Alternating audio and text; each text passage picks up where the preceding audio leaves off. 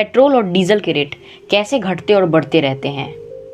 Petrol और diesel का price crude oil के प्राइस पर डिपेंड करता है। क्रूड ऑयल यानी कच्चा तेल। जब क्रूड ऑयल का डिमांड बढ़ जाता है और सप्लाई उतना ही रह जाता है, तब क्रूड ऑयल का प्राइस बढ़ जाता है, तो पेट्रोल और डीजल के भी दाम बढ़ जाते हैं। और जब क्रूड ऑयल का डिमांड ही घट जाता है और सप्लाई उतना ही रहता है, तब क्रूड ऑयल के प्राइस कम हो जाते हैं, तो पेट्रोल और डीजल के भी दाम कम हो जाते हैं। लेकिन लास्ट ईयर जब कोरोना और लॉकडाउन के कारण क्रूड ऑयल का डिमांड घट गया था, यानी क्रूड ऑयल का प्राइस घट गया था, तब पेट्रोल और डीजल के दाम क्यों नहीं कम हुए? और तब से लेकर आज तक पेट्रोल और डीजल के दाम बढ़ते ही जा रहे हैं। ऐसा क्यों? क्योंकि रियलिटी में सर जी, सरकार बाहर से कहती है कि पेट्रोल और डीजल के दाम क्रूड ऑयल के प्राइस पर डिपेंड करता है, लेकिन रियलिटी में सरकार इन प्राइसेस को कंट्रोल करती है अपने टैक्सेस के द्वारा।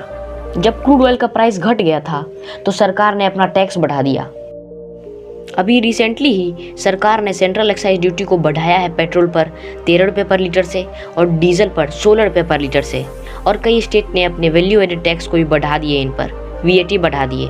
तो इससे आपको समझ आ गया होगा कि जब क्रूड ऑयल के प्राइस ऊपर जाते हैं, तब आपके लिए पेट्रोल और डीजल के भी प्राइस ऊपर जाते हैं और आप ज़्यादा पैसा पे करते हैं।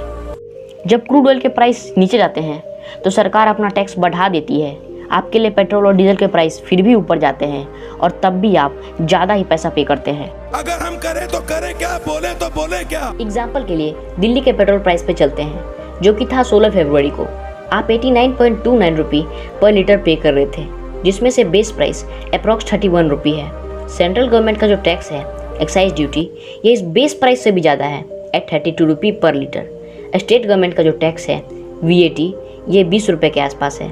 और इसके बाद आप फ्रेट चार्जेस और डीलर के कमीशन को इंक्लूड कर लेंगे तो टोटल प्राइस पहुंच जाएगा 89.29 रुपये।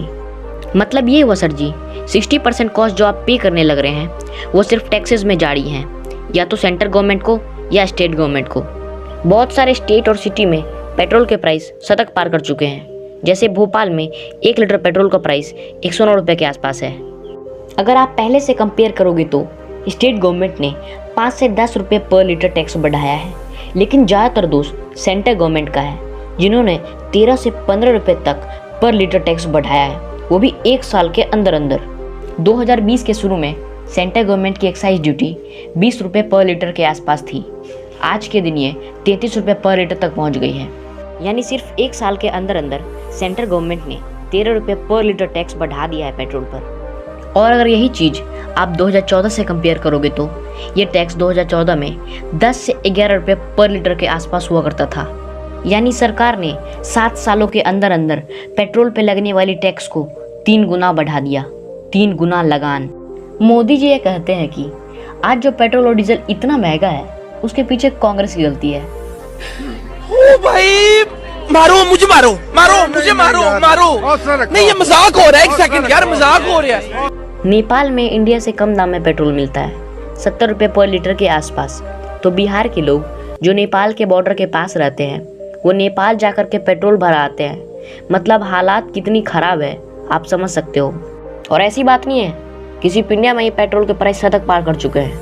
बहुत सारी ऐसी कंट्री है, जैसे कि नॉर्वे, हांगकांग, जर्मनी में भी 1 लीटर पेट्रोल का प्राइस 110 रुपये के आसपास है।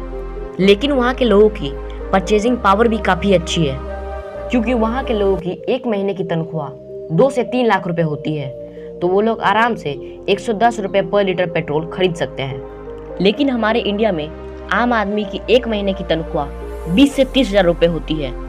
तो इस हिसाब से हम लोग पेट्रोल पर काफ़ी ज़्यादा पैसा पे करते हैं। और कुछ महीनों से ग्लोबल मार्केट में क्रूड ऑयल का प्राइस ऊपर जाने लग रहा है, क्योंकि लॉकडाउन खुल चुका है, इकोनॉमी वापस से ट्रैक पे आने लग रही है। तो क्रूड ऑयल का डिमांड बढ़ रहा है और सप्लाई उतना ही है, तो क्रूड ऑयल का प्राइस ऊपर जाएगा ही ना, जिसके कारण पेट्रोल और डीजल के भी दाम और ऊपर जाने लग रहे हैं। बाकी सर जी कमेंट में जरूर बताइएगा कि सरकार का पेट्रोल और डीजल पे यूं टैक्स बढ़ाना सही है या नहीं। और हाँ सर जी, ऐसे ही वीडियो देखने के लिए वहाँ पर जो लाल कलर का बटन होगा सब्सक्राइब वाला, उसे क्लिक कर दीजिएगा और साथ ही में बेल को भी ऑन कर दीजिएगा।